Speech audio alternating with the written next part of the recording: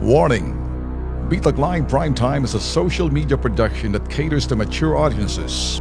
It is a no-holds-barred expression of views and opinion of the investigative journalist and host Ben Tulfo, intended for Filipino viewers worldwide. Discussions may contain language and humor that may be inappropriate for some sensitive viewers.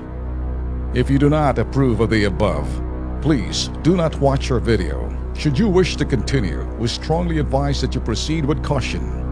Viewers' maturity is advised.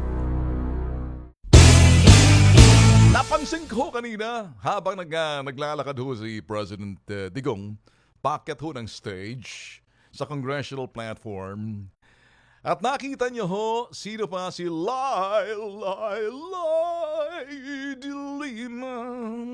Pasensya na ho kayo, parang naiipot na ho ako sa kanta rito. Naiipit pa lalamunan ko. Para lang ho. Nung nakita niya si de Lima, kinamayan niya, nakipagkamay naman ang senadora. Ano hong ibig? Disente lang si President Digong na may halong pang-aasar para sa akin. At ako'y nababasa ko the body language, the facial expression, the handshake. Kulang na lang. Ayoko nang dagdagan. Parang gustong sabihin ni President Digong, Lai, nandyan ka pala.